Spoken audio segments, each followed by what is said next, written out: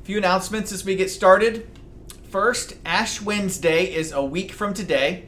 Ash Wednesday is the first day of Lent, a 40-day period of preparation leading up to Easter.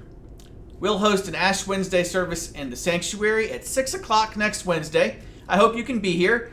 You can even sign up online in advance, or the service will be live streamed. If you'd rather join us from home, you'll get a link to the service in your email.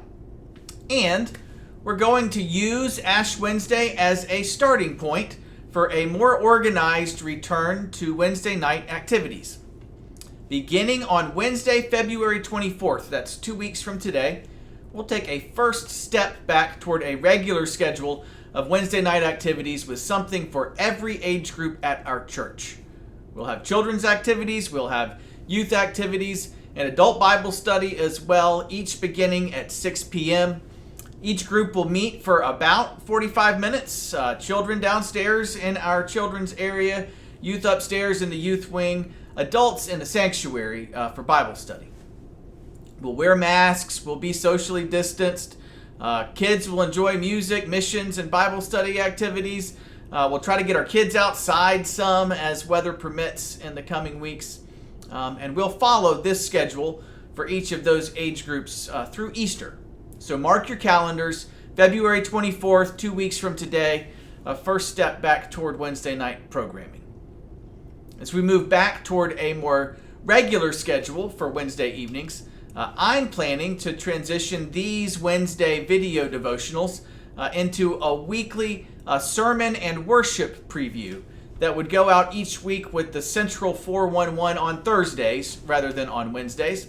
I've enjoyed connecting with you through these videos for nearly a year now. I hope you've enjoyed them too. So we'll continue to connect through a brief weekly video, just with a slightly altered format, and on Thursdays rather than Wednesdays. So we'll start that next week. Now, this Sunday in worship is Transfiguration Sunday.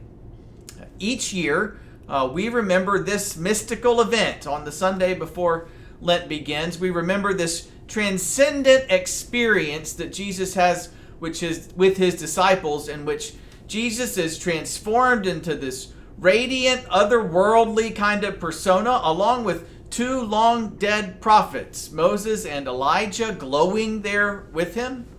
All of this happens, by the way, on the top of what we're told is a very high mountain. It's one of the scenes in Scripture from which we get the familiar expression mountaintop experience. The disciples who are with Jesus to see this happen, Peter included, are overwhelmed from this kind of psychedelic experience. And Peter looks around and says, "Man, it's good that we should be here. Can you believe this? This is crazy. Whatever's going on right now, I don't want it to end. I want this to last forever." Peter's response to the experience is one thing that stands out to me each time I read the Transfiguration text in Scripture.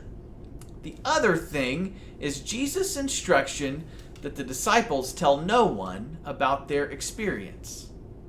Elijah is present in the Transfiguration text where Jesus says to stay quiet. And Elijah is present in another text that we'll read together on Sunday in 2 Kings, where Elisha is continually being reminded that he and his mentor Elijah won't be together for much longer. And Elisha's repeated response to these reminders is, "Yes, I know we're going to be separated, but don't talk about it. I don't want to talk about it. Don't say it out loud. I don't want to hear it. I don't want to acknowledge it," says Elisha. "Don't say it again."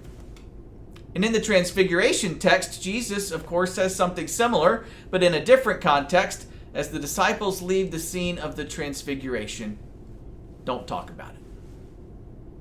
These texts together provide an opportunity for us to think about both the power and the inadequacy of words, either to make our experiences real or to fail in their ability to accurately describe what we've experienced. What do we do when words are too terrible to speak? Or when words prove to be inadequate to what we have experienced? What do we do when words fail? That's our topic for this Sunday. We'll talk more about that idea using these two scriptures then. For now, thank you for spending a few minutes with me today. Have a wonderful rest of your week. And join me as we talk more about what happens when words fail on Sunday. I'll see you then.